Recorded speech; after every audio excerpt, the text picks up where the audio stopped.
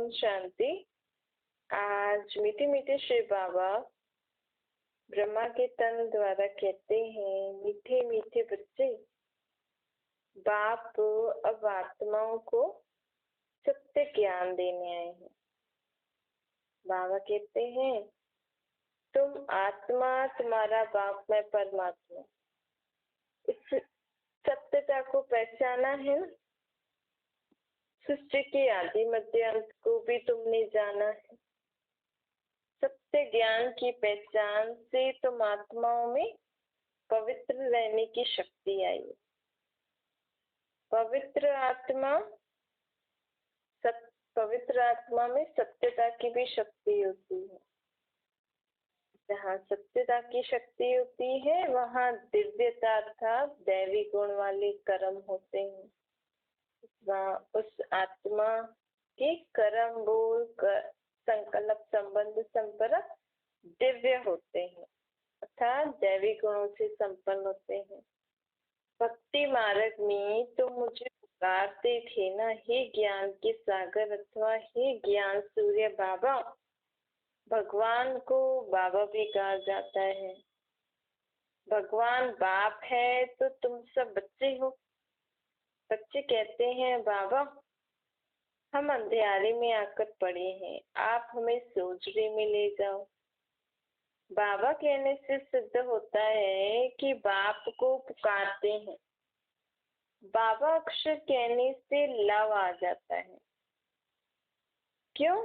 क्योंकि बाप से वर्षा मिलता है ना।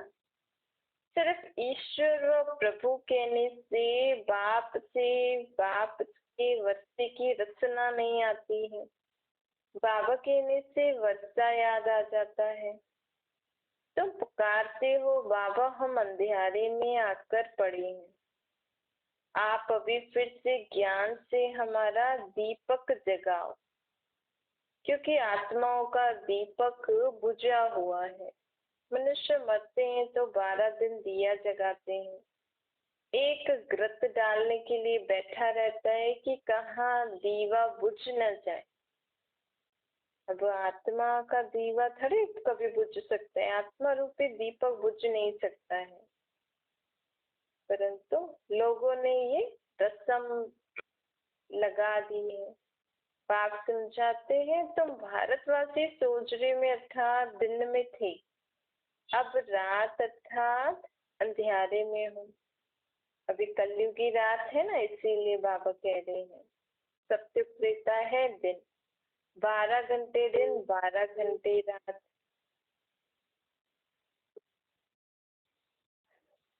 12 घंटे दिन, 12 घंटे रात होती है ना। ऐसे ही दुनिया में भी आधा आधा बटा होता है। जैसे हमारा हर दिन का 12 घंटा फिक्स है, वैसे दुनिया में भी सत्य त्रेता दिन, द्वापर कलयुग रात। फिर इसको भक्ति मार्ग में ब्रह्मा का दिन, ब्रह्मा की रात कह देते हैं। क्योंकि ब्रह्मा की आत्मा जब सोजरे में आती है तो दुनिया सत्य त्रेता हो जाती है। ब्रह्मा की आत्मा जब विकारों के वश होकर अंधेरे में आती है तो द्वापर कलयुग हो जाता है। सबका ही अंधेरा हो जाता है। रात में अंधेरा होता है, अंधेरे में मनुष्य ठोकरे खाते हैं ना। तो अभी भी भक्ति मार्ग में लोग ठोकरे ही खा रहे हैं ना। कैसे? भगवान को ढूंढने के लिए चारों तरफ फेरे लगाते रहते हैं, परंतु अभी तक किसी ने भक्ति से परमात्मा को नहीं पाया है। कहते हैं भक्ति के बाद फल मिलेगा।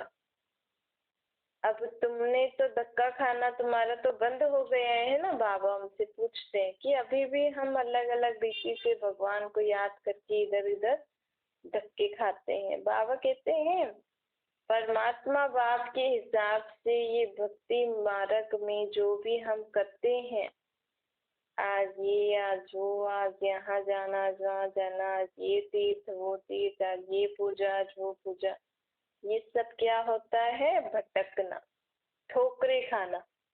क्योंकि बुद्धि भटकती है ना, इनके कारण। कितना लोग, एक त्योहार होता है उसके लिए कितनी सारी बुद्धि में बातें चलती रहती है, मन बुद्धि में। तो भगवान को ढूंढने के लिए चारों तरफ फेरे लगाते हो, लेकिन परमात्मा को तो पा नहीं सकते हैं। परमात्मा को पाने के लिए ही भक्ति करते हैं। द्वापर से भक्ति शुरू होती है, अर्थात रावण राज्य शुरू होता है। दशहरा की भी एक स्टोरी बना दी है। स्टोरी हमेशा मनोमय होती है ना, जैसे बाइस्कोप नाटक आदि बनाते हैं। श्रीमद् भगवत गीता ही सच्ची है, लेकिन ये जो लोगों ने जो गीता लिखी है ना, इसमें आटे में नमक मिसल है, क्योंकि आजकल तो अपने अपने अर्थ अनुसार भी गीता निकाल देते हैं। परंतु वास्तव में जो परमात्मा ने अभी जो हमें श्रीमद् भगवत गीता सुना रहे हैं बाबा, अर्थात बाबा जो हमें श्रीमत अर्थात श्रीमत जो मत हमें दे रहे हैं, परमात्मा भगवान, भगवत मतलब भगवान शिव बाबा, और जो वो ज्ञान सुनाते हैं उसको गीता कहते हैं। तो हो गया ना श्रीमद् भगवत गीता। यही एक सच्ची होती है। परमात्मा ने बच्चों को राजयोग सिखाया। राजयोग से क्या मिलती है? राजई। फिर भक्ति मार्ग में बैठकर स्टोरी बनाते हैं। व्यास ने गीता बनाई, अर्थात स्टोरी बनाई, अपने मन से बनाई ना, स्टोरी अपने मन से बनाते हैं ना। सच्ची बात तो बाप द्वारा भी हम सुन रहे हैं, क्योंकि सोचो द्वापर के बाद शास्त्र बने, और ये गीता ज्ञान बाबा ने अभी सुनाया। 2 युगों तक हमने शास्त्र नहीं बनाए क्योंकि दरकार नहीं थी। द्वापर में जाकर जिसने भी बनाई होगी गीता, कहते हैं व्यास ने बनाई, लेकिन उस आत्मा को कितना याद होगा जो उसने बनाया। अब ये सब बातें तो हम नहीं जानते ना। हमारे लिए तो कोई भगवान का ऐसे थोड़ा बहुत श्लोक भी सुना देता है तो हम उसको बहुत बड़ा समझ लेते हैं। देखो कितना अच्छा सुना रहा है, देखो भगवान का नाम इतना मुख से इतना अच्छा, कितना मीठी मीठी बातें सुना रहे हैं। लेकिन असल में ज्ञान है क्या, भगवान है क्या, ये तो जाने। कोई भी थोड़ा सा भी कुछ सुना दे तो इसका मतलब ये थोड़ी कि वो भगवान हो गए।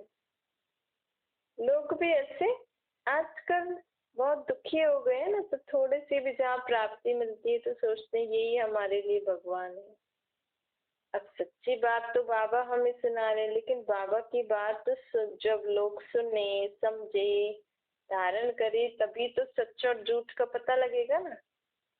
बाबा कहते हैं ये लोग जिन्होंने भी शास्त्र बनाए हैं, कहते हैं व्यास ने गीता लिखी, ये लोग जंगलों में जाकर रहते थे, उस समय ज्यादा काम भी नहीं होता था, तो क्या करें, इसीलिए ये सब पुस्तकें बैठ बनाई। जैसे आज हम अगर कुछ लेख लिख दे, अब फिर हमारे बाद लोग पढ़े, उसको करें, उनको अच्छा लगे, थोड़ा सा एडिशन कर लिया, वो कर लिया, पब्लिश हो जाएगा। ऐसे ही करते करते करते ये पुस्तक जो उन्होंने बनाई है, ये एक शास्त्र के रूप में लोग आज पूछते हैं, क्योंकि इन पुस्तकों में कुछ कुछ बातें, बाबा कहते हैं आटे में नमक मिसल बातें अच्छी होती हैं। तो ऐसी ऐसी बातें जब पुस्तक में कोई पढ़ता है कि हाँ इसमें ऐसी बात लिखी, समझो उन्होंने अपने जीवन में अपनाया, उसको फायदा हो गया, तो वो पुस्तक उनके लिए भगवान बन जाती है। कभी कोई मनुष्य आत्मा ने अच्छी राय दी, उनका जीवन बदल गया, तो वो मनुष्य आत्मा उनके लिए भगवान बन गए। तो पुस्तकों को, फिर भगवान को, लोगों को इतनी वैल्यू देते हैं, उनको इतना संभाल के रखते हैं। आज हम ही कोई चीज यूज कर रहे हैं, उससे हमारे लिए कुछ फायदा हो जाता है। लोग नहीं अपने शरीर के लिए पता नहीं क्या क्या यूज करते हैं, तो वो चीज उनके लिए बहुत फायदेमंद हो तो बहुत संभाल के रखते हैं वो। ऐसे ही लोग ये पुस्तकों को पूजना कैसे शुरू किया, नहीं सिख लोग जो ग्रंथ पूजते हैं, ये शास्त्र गीता वगैरह पुस्तकों को लोग इतना बिठा के सुलाते हैं, अलग जगह रखते हैं, और इतना कपड़े आदि पहनाना, ऐसा क्यों हुआ? क्योंकि बाबा कहते हैं चलो बाकी तो सच नहीं है, पूरा ग्रंथ और शास्त्र वगैरह तो सच नहीं है, जो भी है उनका अर्थ वो नहीं जानते सही, लेकिन कुछ कुछ बातें उनमें ऐसी होती हैं, अगर लोग पढ़ लेते हैं और समझ में आ जाती है और किसी का जीवन परिवर्तन हुआ, तो वो पुस्तक भी उनके लिए भगवान का एक रूप बन जाते हैं कि भगवान ने मुझे इस पुस्तक द्वारा ये बताया। तो बाबा कहते हैं देखो लोगों की बुद्धि और दुख में कितना भटक गए हैं। अब बाबा हमें सच्ची सच्ची बात सुना रहे हैं। बाबा कहते हैं इनका भी कुछ गलत नहीं था। बाबा ये नहीं कह रहे कि ये लोग कुछ इन्होंने गलत काम किया। ये जो भी लोग मूर्ति पूजा शास्त्रियां भक्ति में जो भी करते हैं वो गलत नहीं किया। बाकी जो देवी देवताओं की और भगवान की ग्लानि करी वो तो गलत किया ना। हमने देवी देवताओं के बारे में ऐसी ऐसी बातें लिख दी, कृष्ण को हिंसक बना दिया, चोर बना दिया, राम को इतना वीक बना दिया कि उसकी सीता को चुरा दिया, सीता को भी ऐसे कलंक लगाए, ऐसे किए। ये सब तो गलत किया ना हमने। चलो किसी ने भी लिखा, हमने तो हाँ हाँ बोला, तो हमने तो गलत, हमने भी उनके साथ पाप के बागी बने नहीं बने। तो बाबा कहते चलो वो तो समय था, हम दुखी थे तो हमने कुछ भी ऐसे वैसे किया, लेकिन अब वो टाइम था भक्ति का। लेकिन अब भक्ति का टाइम पूरा हो गया। अब बाबा कह रहे हैं जो हो गया सो हो गया, जिसने जो किया सो किया। कम से कम अब तो मैं तुम्हें समझाने दे रहा हूँ, अब तो मेरी मत पे को सुनो समझो और उस पे चलो तो तुम्हारा जीवन परिवर्तन हो। नहीं, बाबा हमें सब सच्ची सच्ची और साफ साफ क्यों बता रहे हैं? आज तक कोई ऐसा बोल सकता है शास्त्रों और ग्रंथों के लिए जैसे बाबा बोलते हैं कि ये तो पुस्तक है, इनमें क्या, इनको क्या भगवान समझ के पूछ रहे हो? पत्थरों की मूर्तियों को पूछते पूछते तुम पत्थर बन गए हो। ऐसी ऐसी बातें हमें कौन बोल सकता है? आजकल कोई बड़े बड़े विद्वान पंडित ऐसा बोलते ही नहीं है, बोल ही नहीं सकते। कोई बोले, किसी को बोलने के लिए शक्ति ही नहीं है, ताकत ही नहीं है, ऐसी ऐसी बातें। लेकिन बाबा देखो कितना स्ट्रेट फॉरवर्ड बोलते हैं। तो ये परमात्मा शक्ति है ना। ना तो हमने ऐसी बातें कोई शास्त्रों में सुनी, ना कहाँ सुनी, ना हमें किसी ने सुनाई। जब हमने कहीं पढ़ी नहीं, सुनी नहीं, तो फिर हम ये जो पढ़ रहे हैं, ये जो सुन रहे हैं बातें, ये किसने सुनाई? शास्त्रों में तो ऐसी बातें नहीं लिखती। हम कहें ब्रह्मा भी, चलो ब्रह्मा ने अपना एक नया ज्ञान निकाला, लेकिन ठीक है अगर नई संस्था भी निकालते ब्रह्मा बाबा, तो वही सारी बातें बताते ना जो लोग सब अपना अपना शास्त्र आदि पढ़ के अपना अपना अर्थ निकाल। कुछ तो सिमिलैरिटी होती बाकी सत्संगों में से, लेकिन ये एकदम नई बातें, एकदम नया ज्ञान जो सुना रहे हैं, तो जरूर कोई तो ऐसी अथॉरिटी होगी जिस जो बिना पढ़े ही हमें इतना ऊंचा ज्ञान, इतनी ऊंची समझ दे रहे हैं। तो ऐसी ऐसी बातों से हम समझ सकते हैं ये ज्ञान और कोई नहीं, परमात्मा ही बाप का ही सुनाया हुआ ज्ञान है। बाबा अथॉरिटी है ना, इसलिए बाबा सब कुछ हमें साफ साफ बता सकते हैं। बाबा बाबा कहना चाहिए हमेशा। हमें जब भी किसी को कुछ ज्ञान की बातें बताए ना, तो बाबा शब्द जरूर कहना चाहिए। इसलिए बाबा कहते हैं हमेशा पहले दो बाप का परिचय दे लो, फिर उनको ज्ञान सुनाना कि हमें बाबा ने ऐसा कहा है, हमें बाबा ने ऐसा कहा है। परमात्मा हमारा बाबा है, नई दुनिया का रचयिता है। बाबा अब हमारे लिए स्वर्ग की स्थापना करने आए हैं, स्वर्ग का वर्षा देने आए हैं। अभी हमने 84 जन्म भोग लिए, अब हम नरक में आकर पड़े हैं। बाप समझाते हैं बच्चों तुम भारतवासी सूर्यवंशी चंद्रवंशी थे। जब हम सूर्यवंशी चंद्रवंशी थे तो हम विश्व के मालिक थे या और कोई धर्म नहीं था। उसको स्वर्ग अथवा कृष्णपुरी कहा जाता था। यहाँ है कंसपुरी। बाबा याद दिलाते हैं कि महालक्ष्मी और लक्ष्मी अलग अलग नहीं है।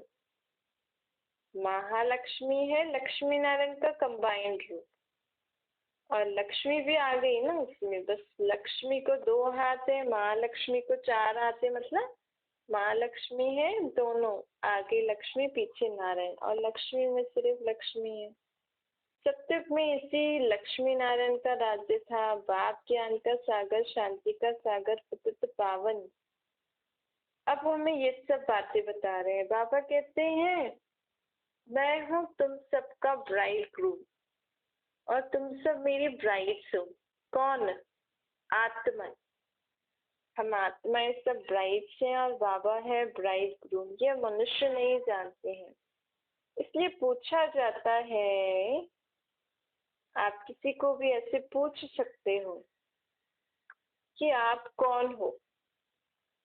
आप जो कहते हैं हम मेरे पाँव में दर्द है, मेरी आंखों ने देखा, तो ये कौन बोल रही है? मेरी आंखें देख रही हैं, मेरे पाँव में दर्द है।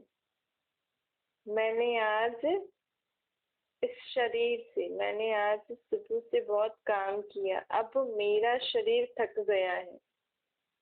तो ये मैंने किया, मेरा शरीर थक गया, ये दो चीजें कौन है? ऐसे ऐसे करके आप किसी को भी ऐसे प्रश्न पूछ के ना आत्मा का पाठ पढ़ा सकते हो। उनसे ही प्रश्न पूछो, उनसे ही उत्तर बोलो। आप उत्तर बताओ इसका, फिर नहीं बता पाएंगे फिर आप बताओ, फिर उनको बताना चाहिए अच्छा शरीर का माँ बाप तो ये है, आत्मा का बाप कौन है? हमारी आत्मा का बाप परमात्मा है। ऐसे ऐसे करके किसी को भी आत्मा परमात्मा का परिचय जरूर देना है, क्योंकि दुनिया में दुख बहुत बढ़ता जाता है और सिवाय बाप के इस समय हमें कोई भी दुखों से छुड़ा नहीं सकता है। कोई भी हमारा दुख कम नहीं कर सकता है बाप के सिवाय। बाबा कहते हैं मेरा नाम रूप भी है, लेकिन लोग जानते नहीं हैं, मुझे सर्वव्यापी कह देते हैं। बाप कभी सर्वव्यापी हो सकता है क्या? सर्वव्यापी मतलब आप में और मेरे में भी बाप, तो हम सब बाप ही बाप हो गए। फिर हम तो एक जगह एक तरफ बोल रहे हैं हम सब आप भाई भाई हैं, तो अगर हमारे अंदर बाप है तो बाप ही बाप हो गए ना। तो बाबा कहते हैं ऐसे सर्वव्यापी का ज्ञान का भी आप बता सकते हैं कि भगवान सर्वव्यापी है, तो आप किसको बुलाते हो, क्यों बुला रहे हैं?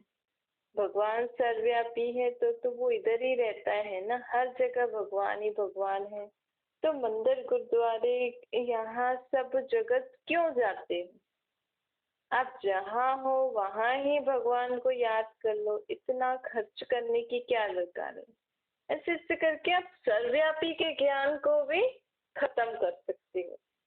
आप किसी से भी प्रश्न पूछ के और उनको बता सकते हो कि भगवान अगर कण कण में है तो आप इधर उधर क्यों भगवान को ढूंढ रहे हो? हे भगवान, हे ईश्वर, किसको बुला रहे हो?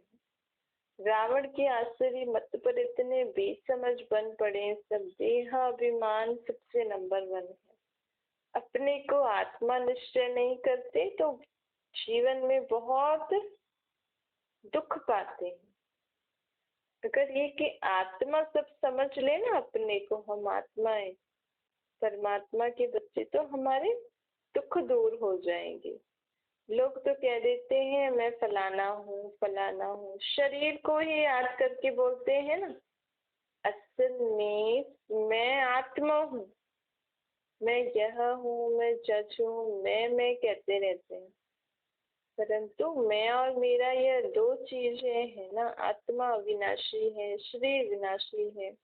नाम शरीर पे पड़ता है, मेरा नाम फलाना है, तो ये नाम शरीर पर पड़ा ना, आत्मा का तो कोई नाम है ही नहीं। तो सिर्फ शिव बाबा के ही नाम पे आत्मा पर नाम पड़ता है। देखो हमारी आत्मा का कोई नाम नहीं है, आत्मा ही है, लेकिन परमात्मा की आत्मा पर नाम पड़ा है शिव, क्योंकि शिव बाबा को अपना शरीर नहीं है, इसीलिए उनकी आत्मा पर नाम पड़ा है। शिव जयंती भी मनाते हैं, शंकर जयंती नहीं मनाते, शिव की जयंती मनाते हैं। उस दिन फिर निराकार को पूजते हैं। शिव की जयंती, शिवरात्रि बोलने से ही निराकार शिवलिंग याद आता है। अब निराकार की जयंती कैसे हो ये भी किसी को पता नहीं कि वो निराकार की जयंती मना रहे हैं, तो वो निराकार की जयंती किस में आते हैं? वो वो निराकार किसमें आते हैं, कब आते हैं, किसी को भी पता नहीं। सब आत्माओं का नाम आत्मा ही है। परमात्मा का नाम शिव है, बाकी सब है शालिग्राम, आत्माएं बच्चे। एक शिव सभी आत्माओं का बाप है, वह है बेहद का बाप। उनको सब पुकारते हैं कि आकर हमें पावन बनाओ। हम बहुत दुखी हैं, आत्माएं इस समय बहुत दुखी हैं। कहते हैं अब हम बहुत दुखी हो गए हैं, अब हमें सुख की राह दिखा। इसीलिए घड़ी घड़ी बुलाती रहती है। आत्मा दुखी होती है तो बाप को भी तरस तो पड़ता है ना। बाबा कहते हैं भल मुझे तुम बच्चों में मोह नहीं है, विकारी मोह नहीं है, लेकिन परमात्मा को हम बच्चों में शुद्ध मोह है। देखो एक वो बाबा कहते हैं स्वार्थ वाला मोह भी होता है ना। आजकल दुनिया में स्वार्थ वाला मोह है, पर बाबा को निस्वार्थ मोह है। बाबा को अपने लिए थोड़ी कुछ करना है। बाबा को तो ना कुछ चाहिए करे, भाई फलाना चला गया अब मेरा कौन करेगा, मुझे कौन पूछेगा, मेरे लिए कौन लेके आएगा, यही तो होता है ना। तो बाबा कहते हैं मुझे तो शुद्ध मोह है तुम बच्चों में। मेरी आत्माएं दुखी होती हैं तो मुझे भी अंदर लगता तो है अब बच्चों का कैसे भी करके दुख जल्दी दूर हो सके, पर कर्म भी क्या करे। कर्म भी तो ऐसे किए हुए हैं ना, अब उसको तो भुगतना ही पड़ेगा। बाबा तो नहीं चाहते मेरे बच्चों को दुख हो, लेकिन कर्म किए हैं तो कर्म की भोगनी पड़ती है। समझो हमारे पास कोई हिसाब किताब भी आ गया तो बाबा को याद करते रहेंगे तो उस कर्म भोग का दुख, उस परिस्थिति में जो दुख हम अज्ञान काल में हमें सहन करना पड़ता, लेकिन क्योंकि हम अभी ज्ञान में आ गए हैं, बाबा के बच्चे बन गए हैं, तो फिर हमें उस परिस्थिति के समय इतना दुख नहीं देखना पड़ता, क्योंकि बाबा की शक्ति से हम आत्माओं में शक्ति आ जाती है, समझ आ जाती है। हम उस परिस्थिति को अचल अडोल बन के पार कर लेते हैं। बाबा कहते हैं रावण के कारण तुम कितने दुखी बन पड़े हो ना। अब मैं परमात्मा राम, तो मैं तुम्हारे सारे दुख दूर करने आया हूँ, तुम्हें श्रेष्ठ मत देने आया हूँ। मेरा काम ये है बच्चों को श्रेष्ठ मत देना। बाप हो ना, बाप तो बच्चों को समझाने ही देगा। अब बच्चे अगर उस समझ से चलेंगे तो जीवन में सुख खुशियां पाएंगे। चलो इस जीवन में भी, भले इस जीवन में अगर कोई बात आई भी तो उसके दुख का प्रभाव तो बाबा कम कर रहे हैं ना। चलो सत्य में तो हमें कुछ भी ऐसे कोई भी प्रकार का दुख, अशांति कुछ भी देखना नहीं पड़ेगा। मालूम ही नहीं होगा कि वहाँ ये सब होता क्या है। दुख, अशांति, अपवित्रता, सब कुछ भी नहीं मालूम होगा। यहाँ मालूम है लेकिन उसका प्रभाव हमारे ऊपर नहीं पड़ेगा। रावण तुम्हारा सबसे बड़ा और पुराना दुश्मन है, इसलिए तुम हर साल रावण को जलाते हो, पर समझते नहीं हो कि आखिर इस रावण को हम क्यों जलाते हैं। इन्होंने तो चलो राम की सीता चुराई ना, और वो भी चलो ठीक है, एक बार कोई गलती करता है तो एक बार उसको फांसी की सजा दे दो या कोई भी सजा दे दो, बस खत्म हो गया ना। इसका मतलब हर साल क्यों जला रहे हो आप रावण को। तो बाबा हमें कहते हैं क्योंकि रावण ने सिर्फ एक राम पर, वो त्रेता वाले राम की सीता को नहीं चुराया। इस समय रावण परमात्मा राम की सीताओं को हर वक्त परेशान कर रहे हैं। सभी आत्माएं जो परमात्मा राम की सीताएं हैं, सबको अपने कैद में करके बैठा है। कौन? रावण था विकार। तो वो सिर्फ ये तो कहानी बना दी है कि राम की सीता को चुराया। असल में रावण हम सबका दुश्मन है और बहुत बड़ा और पुराना दुश्मन है। इसीलिए हम जिस दिन रावण को जलाते हैं तो बहुत हम सब खुश होते हैं, लेकिन वो तो हमने स्थूल रीति जला दिया, लेकिन हमारी आत्मा में हमारी आत्मा अभी तक विकारों के वश में है, रावण अर्थात विकारों की कैद में है। जिस दिन मैं आत्मा इस रावण विकारों से पूरी तरीके से मुक्त हो जाऊंगी, जिस दिन मुझ में परमात्मा की इतनी शक्ति आ जाएगी कि मेरे को रावण अर्थात विकार स्वप्न में भी टच नहीं कर सकते, उस दिन मेरा सत्य सत्य दशहरा मन जाएगा। लेकिन अब सिर्फ मैं दशहरा मना के क्या करूंगी, दुनिया में भी तो रावण है, मेरे साथ जो आत्माएं संबंध निभाएंगी उनमें भी रावण है। तो बाबा कहते हैं अब मुझे तुम सब याद करो, तो तुम सभी आत्माएं रावण से मुक्त हो जाओगे, तो दुनिया भी रावण से मुक्त हो जाएगी विकारों से। जिस दिन पूरी मनुष्य आत्माएं पूरी दुनिया से रावण रूपी विकारों से मुक्त हो जाएगी, उस दिन दुनिया में क्या मनेगा, सच्चा सच्चा दशहरा। तो बाबा कहते हैं ये आपने स्थूल रीति दशहरा तो मना लिया, वो तो हर साल मनाते हैं, लेकिन अब हर घड़ी कर्म करते मुझे याद करो।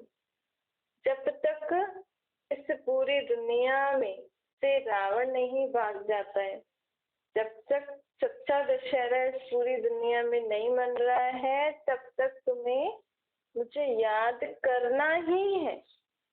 सिर्फ स्वयं को ही रावण से मुक्त नहीं करना है, स्वयं को तो पहले स्वयं की तो जांच करके करना ही है, लेकिन हमारा हमेशा लक्ष्य रहना चाहिए कि हमें हमारे साथ पूरे विश्व में से रावण को भगाना है। अच्छा, मीठी मीठी सिक्योरिटी बच्चों प्रति माता पिता बाप दादा का याद प्यार और गुड मॉर्निंग। रूहानी बाप की हम सभी रूहानी बच्चों को नमस्ते। हमारी भी रूहानी माता पिता बाप दादा को याद प्यार गुड मॉर्निंग और नमस्ते। वरदान है त्रिकालदर्शी स्थिति द्वारा माया के वार से शेष रहने वाले अतीन्द्रिय सुख के अधिकारी बनो।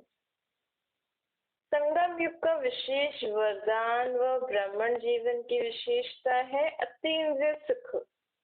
अतीन्द्रिय सुख कब मिलता है, जब मैं स्वयं को इस कर्मेंद्रिय से न्यारी आत्मा समझती हूँ और बाबा के साथ का अनुभव करती हूँ।